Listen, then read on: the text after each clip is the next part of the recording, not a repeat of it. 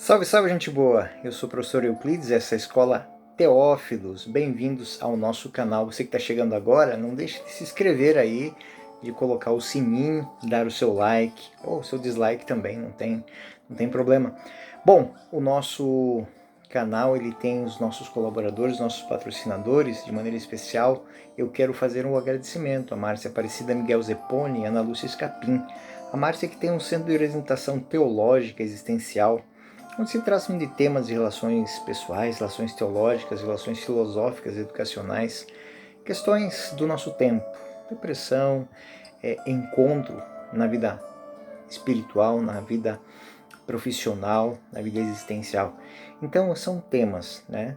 Também todos aqueles nossos amigos e alunos que nos patrocinam, que fazem isso de maneira voluntária e de maneira anônima. Muito obrigado a todos vocês. Bom, nós tratamos na última aula sobre uma introdução aos evangelhos e nós vamos colocar a mão na massa agora. Nós vamos aos evangelhos.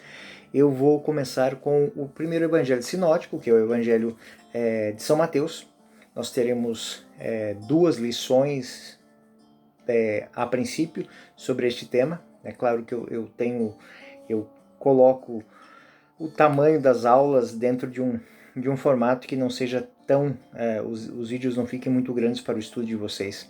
Lembro também que aqueles que estão chegando pela primeira vez no canal, além de se inscrever, é claro, aqui embaixo nós temos alguns links. Esses links encaminham para o material que é usado para essas aulas, com bibliografia e também com questionários para os alunos que já estão acompanhando. Também tem os questionários. Você que vai começar agora, na primeira página nós temos o e-mail para onde enviar aqueles questionários para a gente dar um feedback para vocês. Bom, a primeira lição, como disse, eu vou dividir entre duas lições.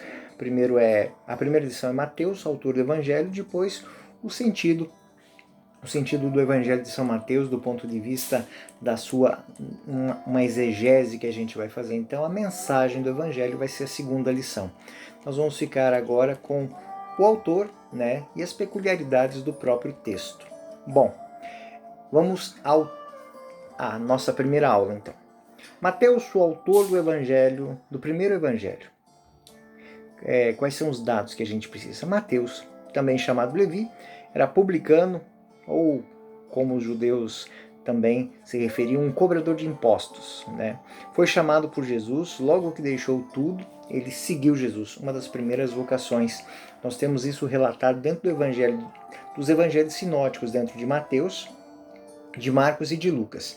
Em Mateus, essa narração se encontra no capítulo 9, do versículo 9 ao 13, Marcos no capítulo 2 e Lucas no capítulo 5, né?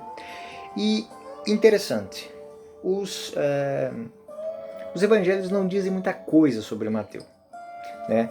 Quem fala sobre a origem do texto, a sua autoria, são outras fontes, né? Então esta é a origem, a fundamentação para isso. Fontes também afirmam que após a ascensão de Jesus, Mateus, este apóstolo, se dedicou ao apostolado entre os judeus. Depois terá conduzido a sua pregação para a Etiópia, onde deve ter morrido mártir, né? A tradição cristã, católica, ela atribui Mateus à redação do primeiro evangelho. E dos primeiros testemunhos que nós temos é do bispo Pápias, mais ou menos no ano 130, aproximadamente. Então, pouco tempo depois dos últimos apóstolos. Ele diz na história da igreja, no capítulo 3, de Eusébio, diz assim: Mateus, por sua parte, pôs em ordem a logia, que é o primeiro nome que se dá aos evangelhos, que na verdade as palavras, né, as logias, na língua hebraica, e cada um depois traduziu como pôde. Então, aqui, esse autor, Pápias, bispo da Frígia, já no ano 130, dá como certa a autoria do primeiro evangelho na língua hebraica, por Mateus. No texto de Pápias, designa o primeiro evangelho como logia. Não é só uma questão, a palavra. Né? Este evangelho, como disse o próprio testemunho, o próprio Pápias, é escrito na língua hebraica. Para ser bem exato, na língua aramaica. O hebraico, pelo sexto século antes de Cristo, ele tinha caído em desuso e foi logo, por diversos pregadores, traduzidos para o grego. Então, o texto em aramaico de Mateus foi tomado como texto canônico pelos autores, pelos outros autores dos evangelhos também. Nós temos Marcos e Lucas, pois ele serve de base, de estrutura para eles, como nós vimos na introdução aos evangelhos. E depois foi traduzido para o grego. Né? Então esta é a realidade sobre esse texto. Também Mateus escreveu, o texto foi escrito no país, ou seja, foi escrito em Israel, né? Para leitores cristãos convertidos do judaísmo. Isso é muito importante. Esta afirmação ela é muito importante para a gente entender a lógica de Mateus. Quando a gente pega Marcos, por exemplo, ele tem uma fluidez, né? Lucas também. Mateus, ele parece um texto que está atrelado a uma estrutura. Exatamente. Mateus escreve o Evangelho, as palavras de Jesus, os ensinamentos de Jesus, dentro de um estilo catequético direcionado aos judeus que se converteram ao cristianismo. E existem indícios dessa maneira dentro do próprio texto. Nós vamos perceber essa qualificação, esse direcionamento que São Mateus vai dar ao seu texto. Então, nós vemos que sobre a autoria ainda, existem algumas peculiaridades, uma coisa muito interessante dentro do Evangelho de Mateus a respeito da autoria. Quando nós olhamos para os 3 evangelhos sinóticos, nós vamos perceber que o catálogo dos apóstolos, ou seja, quem são os apóstolos, nós vamos encontrar em Marcos, em Lucas e em Mateus. E assim, os apóstolos eles estão dispostos em pares. Em Marcos e Lucas nós vemos, em Mateus também, né? Então, em Lucas, nós vamos ver, em Marcos e Lucas nós vemos que Mateus vem antes de Tomé. Mas, no texto de Mateus, Tomé vem antes de Mateus. Também outra peculiaridade. Em Mateus, no Evangelho de Mateus e só no Evangelho de Mateus, ele se autonomina como cobrador de impostos ou publicano. Aí temos uma peculiaridade. Naquela época, ser um publicano, ser um cobrador de impostos, era ser um traidor da própria pátria. Ser alguém que trabalhava para os romanos, ou seja, para os infiéis. E isso era pouco honroso para um judeu. Então, nós só temos a explicação de que no texto, por o texto trazer essa expressão, a única pessoa que teria essa capacidade de fazer isso, teria autoridade para fazer isso, seria o próprio autor. Ou seja, o próprio Mateus, ele coloca no texto que ele era sim um cobrador de impostos. Ele era sim um publicano, que ao ouvir o chamado de Jesus, deixa toda a vida pregressa e segue Jesus. Então,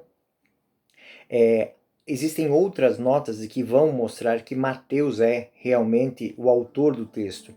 Notas do tipo, em Mateus, em Marcos, quando existe a narração, Marcos 22:19, para ser bem exato, ao narrar a disputa de Jesus com os fariseus a respeito do tributo pago a César, isso é feito de uma maneira simples, de uma maneira despropositada.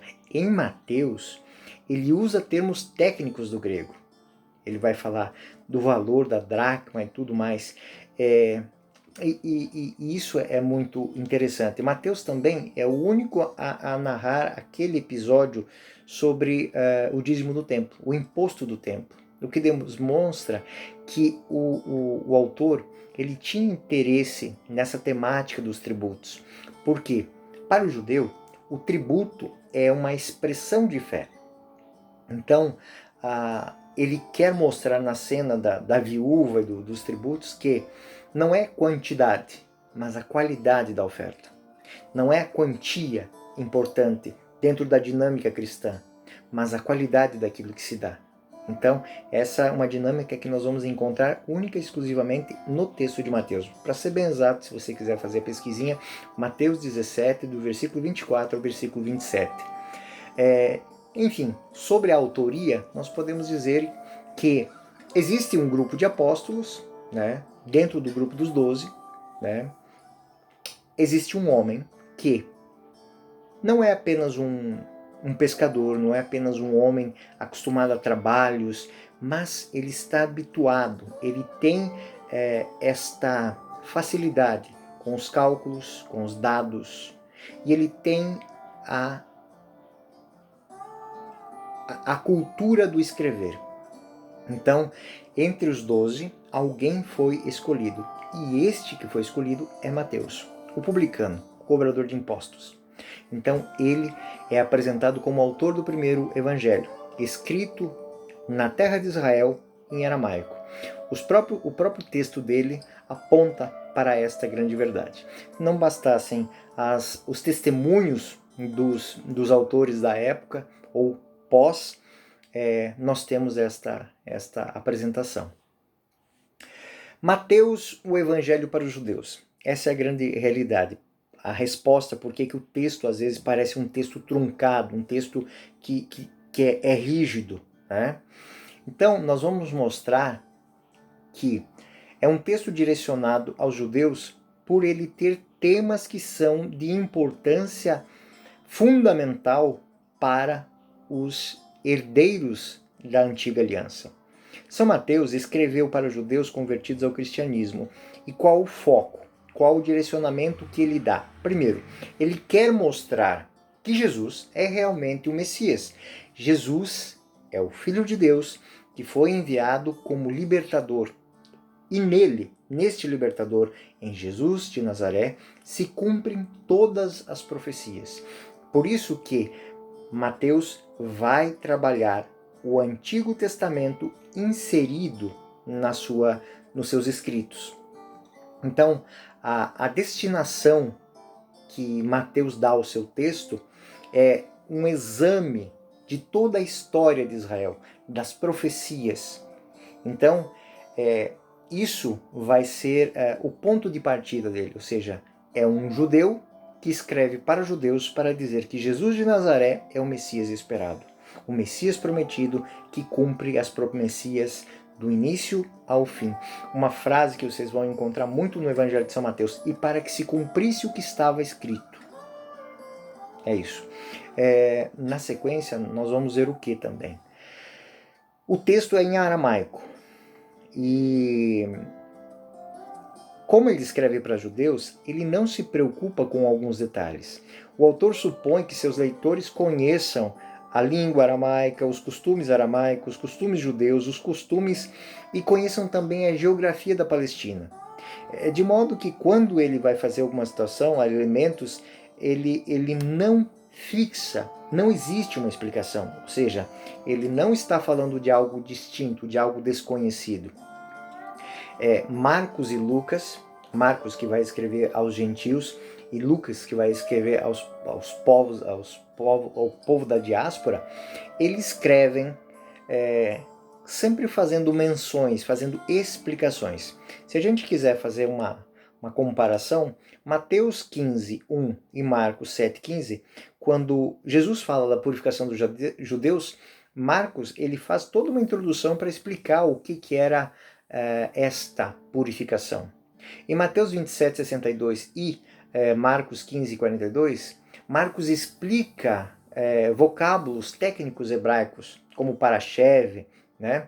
Lucas capítulo 8, ele vai dar uma localização geográfica que era muito conhecido para os judeus. Mas em Lucas não. Lucas ele está escrevendo para pessoas que não conhecem. Então ele vai falar da região dos Gerasenos, quando os endemoniados saem do meio dos túmulos. Ele vai fazer toda uma explicação de onde fica isso, né? E Mateus não. Então, Mateus escreve levando em conta o conhecimento que os judeus, os judeus convertidos têm da língua, dos costumes, das profecias e da região de Israel, onde Jesus esteve. Mateus também emprega um grande número de palavras que a gente poderia chamar de... são os semitismos, que a gente diz assim. Palavras que para um judeu, para um israelita, eles têm um significado, porque por detrás disso tem toda uma herança profética, uma herança histórica. Então, ele usa esse semitismo como o reino de Deus, né? Então ele usa muito.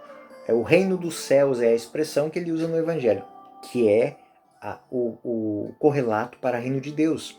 Ele usa a cidade santa. Cidade santa é Jerusalém. Casa de Israel é o próprio povo judeu. Consumação do século é o fim do mundo.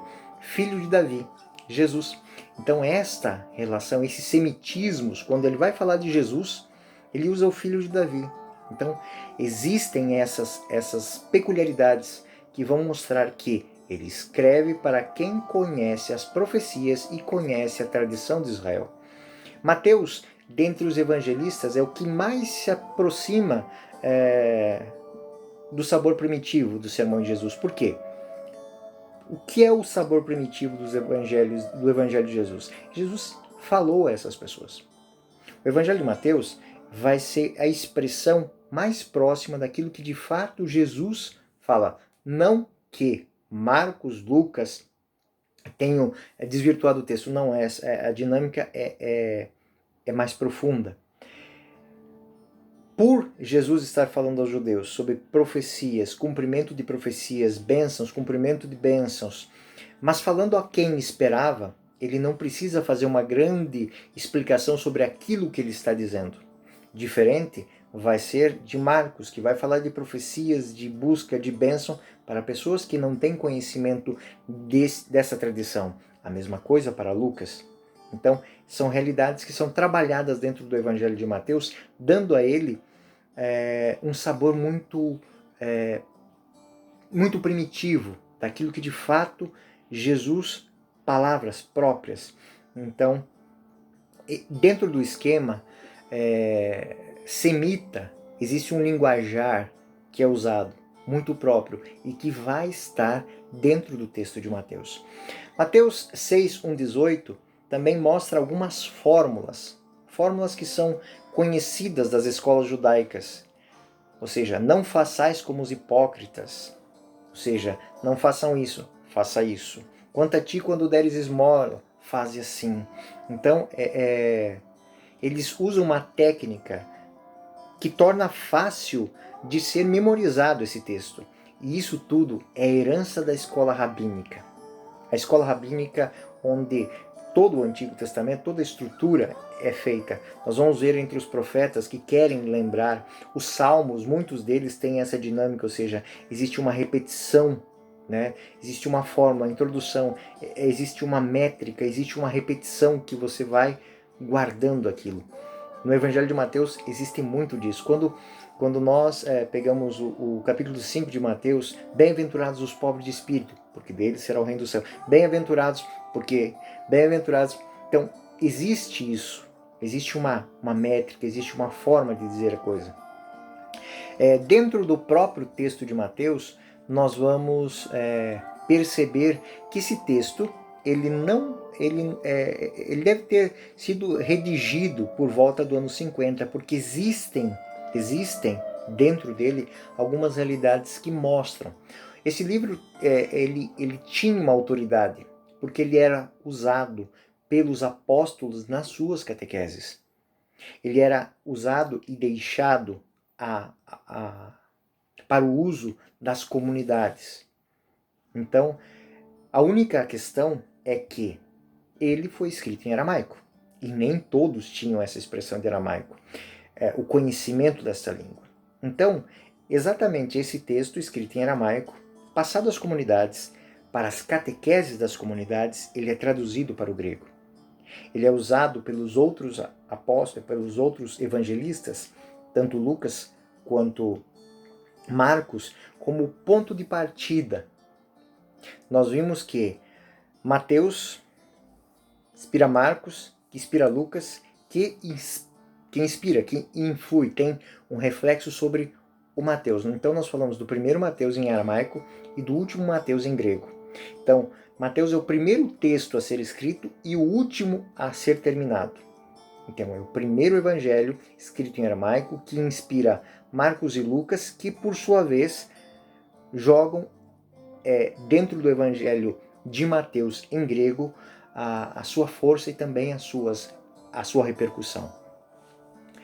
Os tradutores, assim, os pregadores, iam traduzindo o evangelho de Mateus, traduzindo do aramaico para o grego. E esses textos foram se tornando também comuns para as traduções, e aí que está a grande dinâmica. Chega um momento que tem tanta cópia disso que a comunidade se reúne e escolhe, isso mais ou menos lá pelo ano 80, uma versão fechada e que toma a forma canônica, que é a versão mais ou menos entre 70 e 80, a versão em grego. Então, podemos dizer que existe o grego aramaico e o evangelho de Mateus em aramaico, né? E o texto em grego, que foi muito útil para a catequese e serve de inspiração para toda a outra caminhada do povo de Israel. Não podemos indicar, assim, quando a gente vai fazer esta comparação entre os textos, nós não temos como indicar quais são quem são os autores dessa tradução para o grego do Mateus em aramaico. Porém, sabemos que eram pessoas que tinham conhecimento dos dois textos, aliás, dos três textos, do texto de Mateus em aramaico, do texto de Lucas e do texto de Marcos. Então, fazem uma compilação, e esse texto, por volta do ano 80, ele foi traduzido e tornado como um texto sagrado e útil à catequese. De fato, a autoridade da Igreja adotou esse texto e retocou, fornecendo uma tradução que garantia substancialmente a identidade original. Aliás, os judeus reconheceram os tradutores o direito de retocar. Os judeus reconheciam aos tradutores o direito de retocar os originais de acordo com a mente do autor. E foi assim que se deu também com alguns textos do Antigo Testamento, que a gente já deu isso, né? Tipo Eclesiástico, que foi escrito em aramaico e depois traduzido para o grego, mais ou menos no ano 130 a.C. Então, para finalizarmos esta dinâmica dessa nossa primeira lição, eu gostaria de salientar estas informações. Toda a temática do Evangelho de São Mateus, ela deve ser lida dentro desta dinâmica.